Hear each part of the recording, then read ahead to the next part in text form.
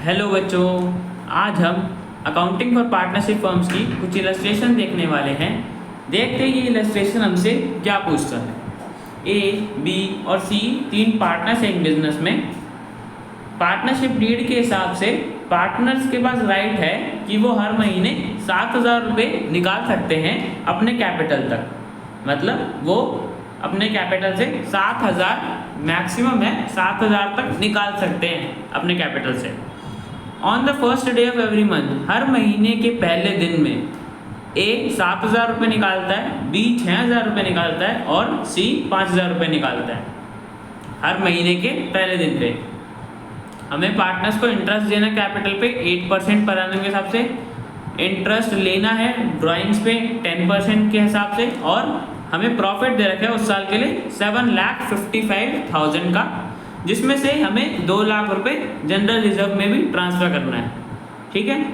B और सी को salary मिलनी है, बी को 30,000 की मिलनी है और सी को 45,000 पर एनम की सैलरी मिलनी है। ए को कमीशन मिलना है 10% डिस्ट्रीब्यूटेबल प्रॉफिट्स का, मतलब जो प्रॉफिट डिस्ट्रीब्यूट होंगे दोनों पार्टनर्स के बीच में, डिविजिबल प्रॉफिट, उसका 10% निकलेगा आफ्टर चार्जिंग सम कमीशन। मतलब डिस्ट्रीब्यूटेबल प्रॉफिट्स में से ए का कमीशन देने के बाद जो अमाउंट आएगा उसका 10% ए को कमीशन मिलेगा। 1 अप्रैल 2022 को balances of the capital account दे रखा है हमें। ए के में बैलेंस 5 लाख है, बी के में 4 लाख है और सी के में 3.5 लाख रुपए है बैलेंस 1 अप्रैल 2022 को। मतलब इनका हमें ओपनिंग कैपिटल भी दे रखा है। हमें पी&एल एप्रोप्रिएशन अकाउंट बनाना है और कैपिटल अकाउंट बनाने हैं तीनों पार्टनर्स के। तो बच्चों बनाते हैं। सबसे पहले बच्चों हमारा क्या होता है, पी&एल एप्रोप्रिएशन में सबसे पहले क्या आता है, नेट प्रॉफिट आता है, जो हमें 7,55,000 का क्वेश्चन में दे रखा है। तो हमने वो लिख दिया by profit and loss account, because P and L account से तो ट्रांसफर होता है पी&एल एप्रोप्रिएशन अकाउंट में, और क्रेडिट साइड में आता है तो वो लिख दिया 7,55,000। अब बच्चों में क्वेश्चन में सबसे पहले बोला होता कि ये इतना इतना पैसे निकालते हैं हर महीने के पहले दिन में, ड्राइंग्स करते हैं, तो हमें इंटरेस्ट ऑन ड्राइंग्स इनसे लेनी थी 10% के हिसाब से। तो सबसे पहले वो निकालते हैं, ए की निकालते हैं बच्चों। देखो 7,000 वो हर महीने निकालता है, एक साल में 12 महीने होते हैं, तो उसके पूरे साल की टोटल ड्राइंग्स कितनी होगी, मतलब उसने पूरे साल में कितने पैसे निकाले। 7,000 मल्टीप्लाई बाय 12, सिंपल 84,000। ठीक है, ऐसे ही सबका निकल जाएगा। बी का 6,000 मल्टीप्लाई बाय 12 72,000, सी का भी निकल जाएगा 5,000 मल्टीप्लाई बाय 12 60,000। रेट आ जाएगा बच्चों तीनों के में 10%, 10%, 10%। और बच्चों क्या बोला हुआ है, first day of every month, मतलब हर महीने की शुरुआत में। और याद करो मैंने बताया था कि जब भी हर महीने की शुरुआत में होता है तो हम क्या एवरेज पीरियड लगाते हैं, 6.5 बाय में 12। ठीक है, 6.5 का हमारा लगता है ना एवरेज पीरियड। और आपको अगर और अच्छे से समझना है 6.5 कैसे आता है, तो इंटरेस्ट ऑन ड्राइंग्स वाली वीडियो देख सकते हैं, मेरी 16th वीडियो है वो। तो 6.5 बाय में 12, अब जब से नीचे सिंप्लीफाई करोगे तो वो 13 बाय में 24 में कन्वर्ट हो जाता है। और आप इन तीनों का इंटरेस्ट ऑन ड्राइंग्स निकाल सकते हो सॉल्व करने पे।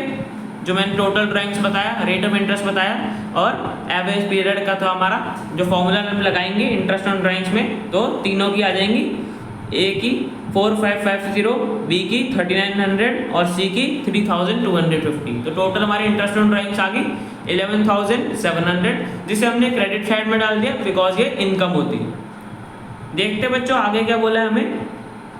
इंटरेस्ट ऑन कैपिटल देना है 8% के हिसाब से, हमें ओपनिंग कैपिटल भी दे रखा है तो दे देते हैं। तो इंटरेस्ट ऑन कैपिटल अकाउंट, ए को 5 लाख का 8%, बी का 4 लाख का 8% और सी का 3,50,000 का 8%।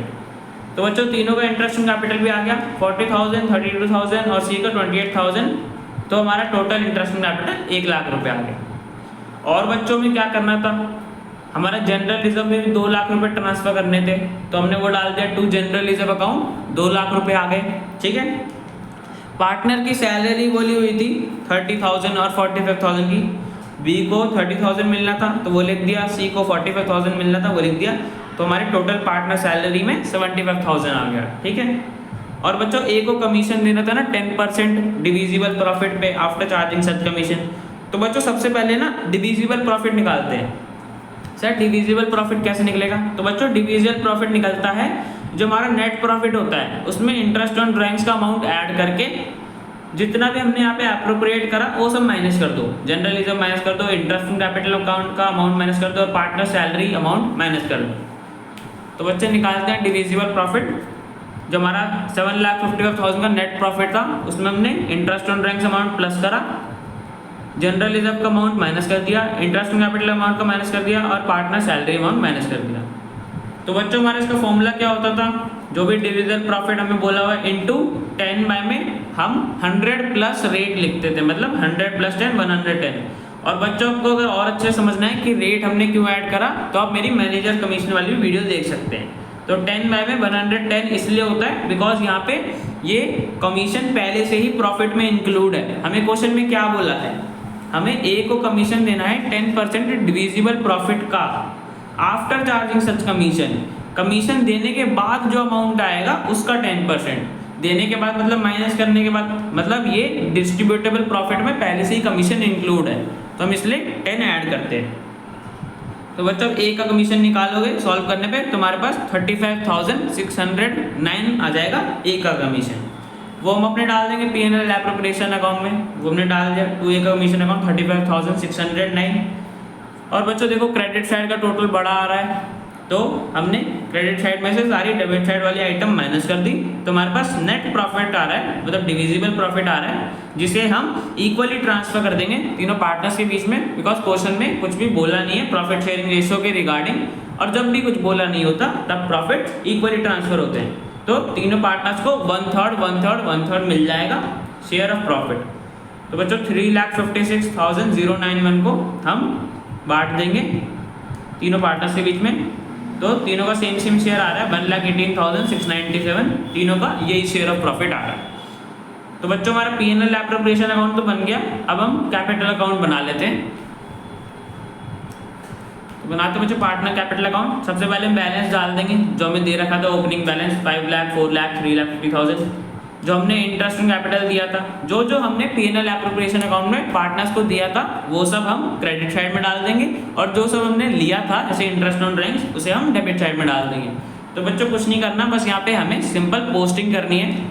इंटरेस्ट ऑन कैपिटल की कर दी, पार्टनर सैलरी कर दी जो हमने P&L एप्रोप्रिएशन में डाला था, ए का कमीशन का कर दिया ए के कैपिटल अकाउंट में, और profit and loss appropriation account में जो हमारा शेयर ऑफ प्रॉफिट आया था तीनों पार्टनर्स का वो डाल दिया।